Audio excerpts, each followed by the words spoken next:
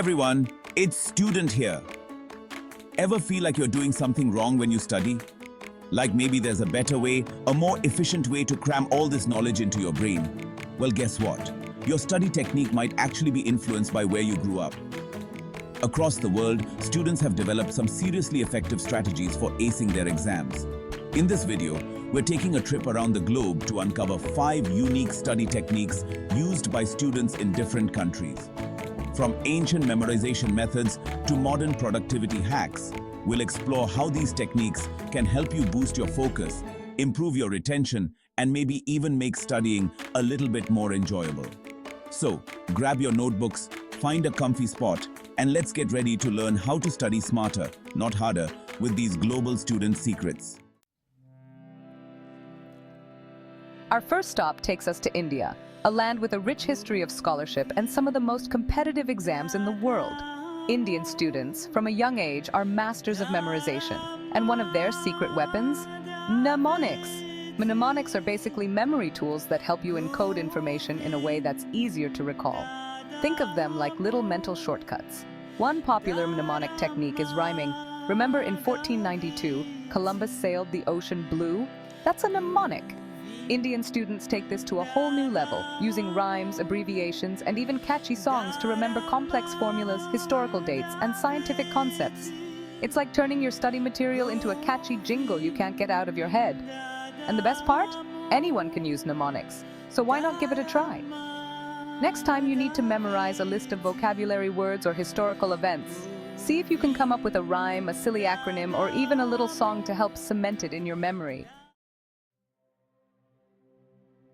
Next, we're heading north to Finland, a country renowned for its world-class education system. But here's the surprising part. Finnish students actually spend less time studying than many other countries. What's their secret? Balance. Finland's education model emphasizes shorter, more focused study sessions interspersed with regular breaks. They live by the 50-10 rule, 50 minutes of dedicated study, followed by a 10-minute break. And no, that doesn't mean scrolling through your phone. These breaks are meant to be a complete disconnect from studying. Get up, move around, stretch, grab a snack, chat with a friend, anything that gives your brain a chance to rest and recharge. It might seem counterintuitive, but these breaks actually help you retain information better and prevent burnout. Think of it like this: your brain is like a muscle. If you overwork it without any rest, it's going to get fatigued and perform poorly. But if you give it regular breaks to recover, it comes back stronger and more focused.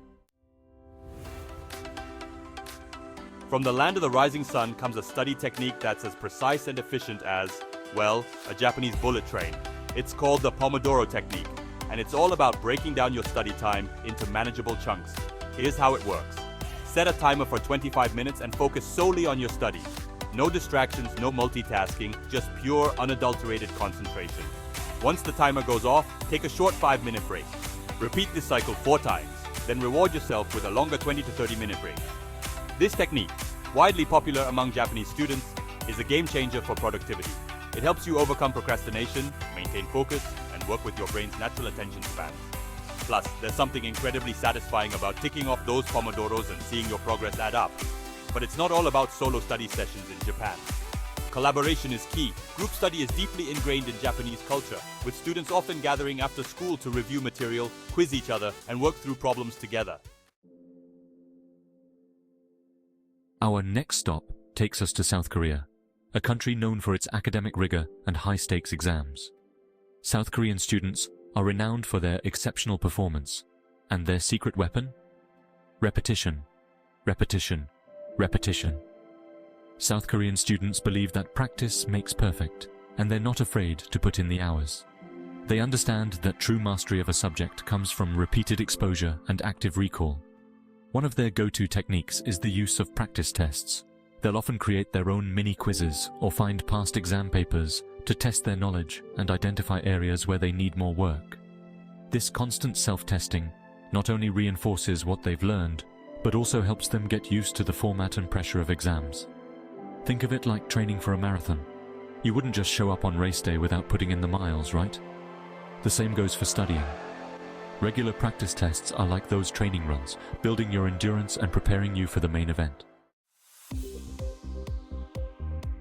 Finally, we're heading back to the US, where students often rely on techniques that emphasize organization and active learning. One such technique is concept mapping, or as it's sometimes called, mind mapping. Imagine this: you're tackling a complex topic, like the causes of World War I. Instead of just passively reading through pages of notes, you create a visual map with World War I at the center. Branching out from the center, you add bubbles for each major cause: nationalism, imperialism, militarism, and the assassination of Archduke Franz Ferdinand. From each of those bubbles, you can then add sub-bubbles with details and connections. For example, under nationalism, you might have bubbles for rising tensions in the Balkans or competition for resources. This technique helps you see the big picture, understand how different concepts relate to each other, and remember information more effectively. It's like creating a mental filing system for your brain. So there you have it, 5 unique study techniques from around the world. From the ancient art of mnemonics to the modern efficiency of the Pomodoro technique, these strategies offer a global perspective on how to learn more effectively. Remember, there's no one-size-fits-all approach to studying. What works for a student in Japan might not work for a student in Finland. The key is to experiment, find what resonates with your learning style, and adapt these techniques to fit your own needs. Now, it's your turn. Tell me in the comments below which of these techniques you're most excited to try, or maybe you have a unique study strategy from your own culture that you'd like to share.